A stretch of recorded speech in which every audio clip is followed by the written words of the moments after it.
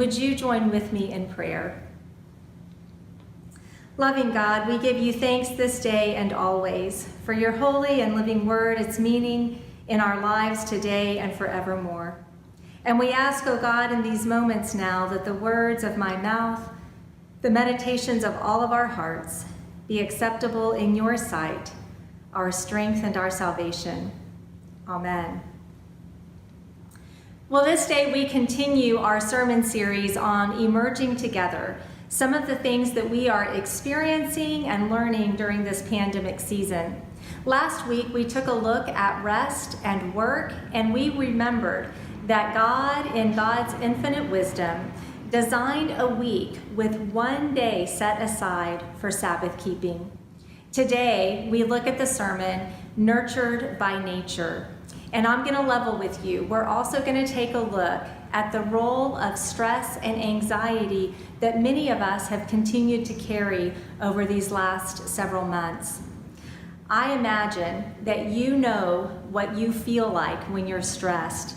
Do you know in your very body the signs and signals that tell you that you're anxious or worried? I know that for myself, whenever I think about the messages my body sends me, I am taken back to high school. That feeling when my teacher walked down the row and got to my desk and returned to me a test that she had just graded.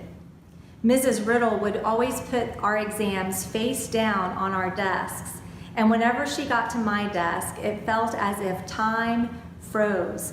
My heart would start racing, my shoulders would move up to my ears, everything inside of me was clenched. I'd turn the test over to see my grade, and only then could I finally exhale.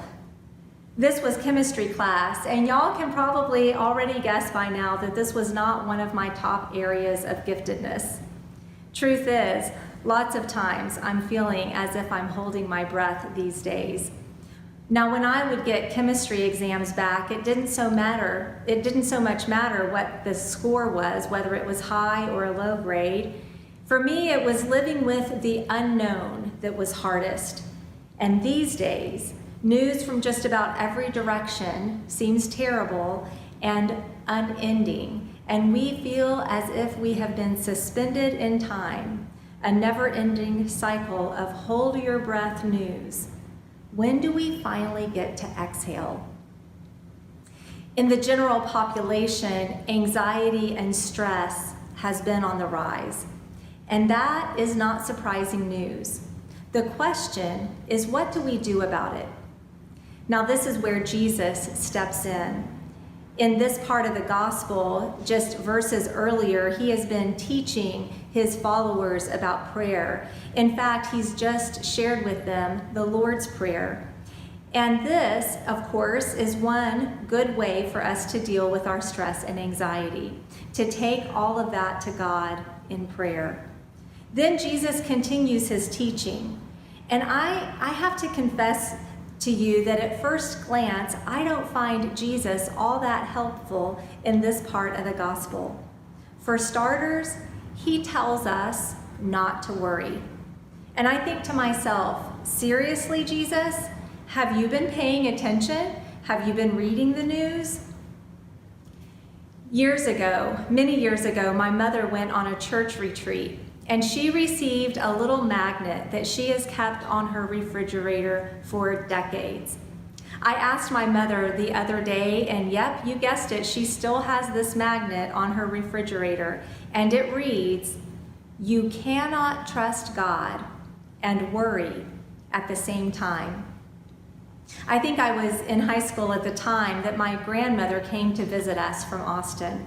She stood in the kitchen, and she was looking at the refrigerator, and she had this very serious expression on her face, and she had both of her hands on either hip. And finally she said, "I just don't agree with those words." Now, my grandmother, she was a lifelong United Methodist, a devout churchgoer.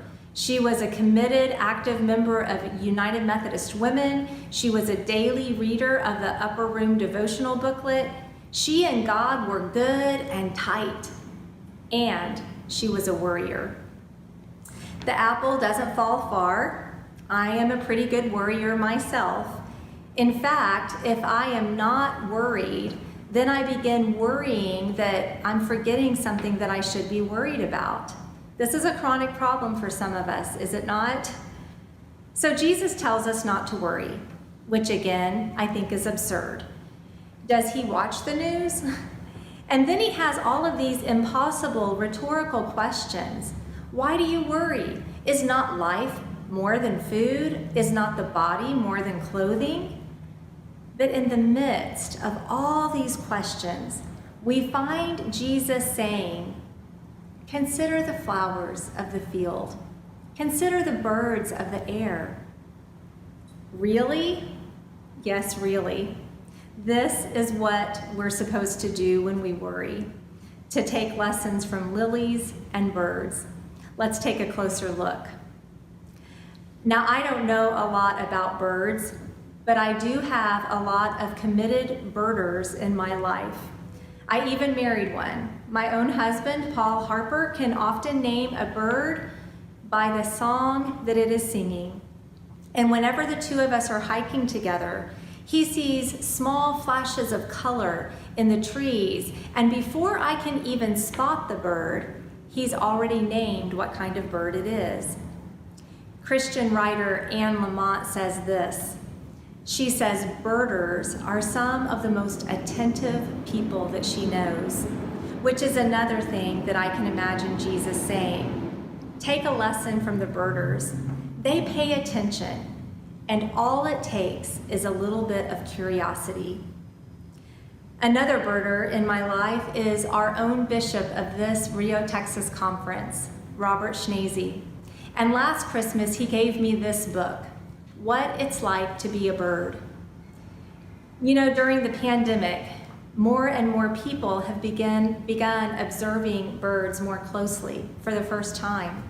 People even reported seeing more birds in their backyard. People have reported hearing more birds singing outside during the day.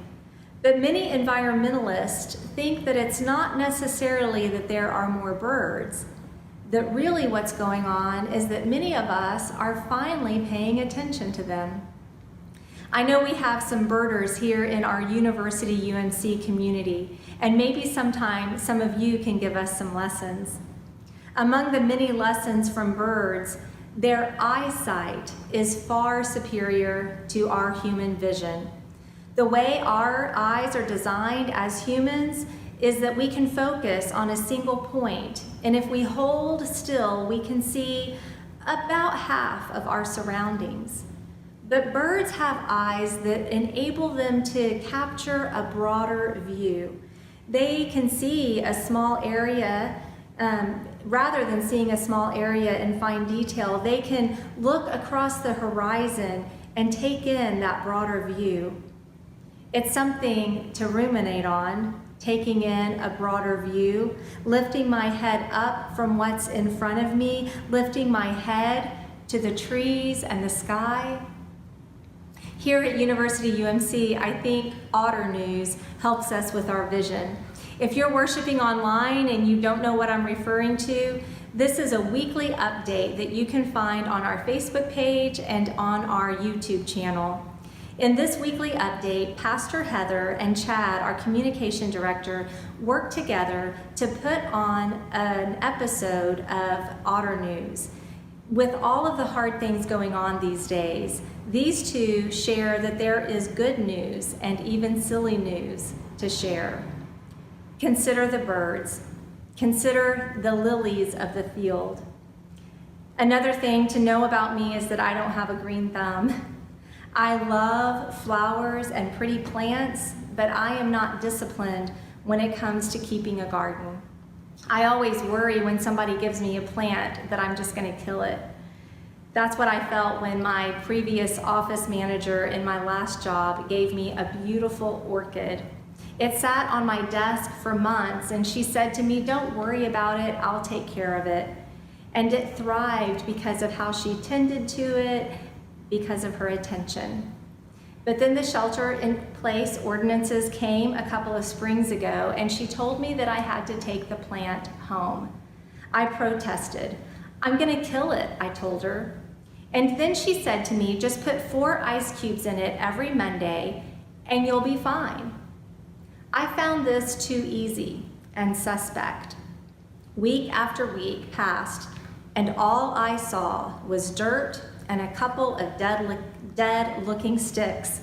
I kept putting in the ice cubes each Monday, but there were many days I thought that I should just toss it in the compost.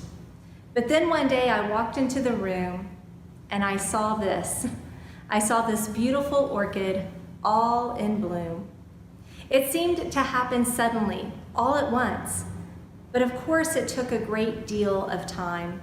All those weeks where there were no blooms, where I thought it was dying, that was when the promise of new life was hidden, but present all the same.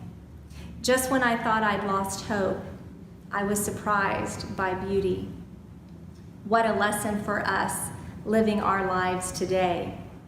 Many of us struggle to see the promise of new life at work, but trusting that hope does her best work in the dark and in the secret places, that renews my faith. When I asked my mom earlier this week about that magnet and whether it was still on her refrigerator, she recalled the conversation that she had with her own mother. You can't worry and trust God at the same time. She said that when she asked my grandmother what she disagreed with, my grandma replied, very matter-of-factly, "Well, if you're not worrying, you're not holding up your end." Which, as absurd as those words sound, I have to admit that on any given day, I kind of live my life like this. Now, it's one thing to worry, but it is another thing altogether to assume that my worrying is the only indicator of a strong work ethic. It's another thing altogether to believe that only by worrying can I increase my capacity to love and care. I love my grandmother, and I miss her so much. But she and I could benefit from paying attention to the flowers and the birds a little bit more. This day, I pray that you may lift your head to the heavens. Exhale and know that the God who has God's eye on the sparrow also watches over you. We are not alone. Thanks be to God.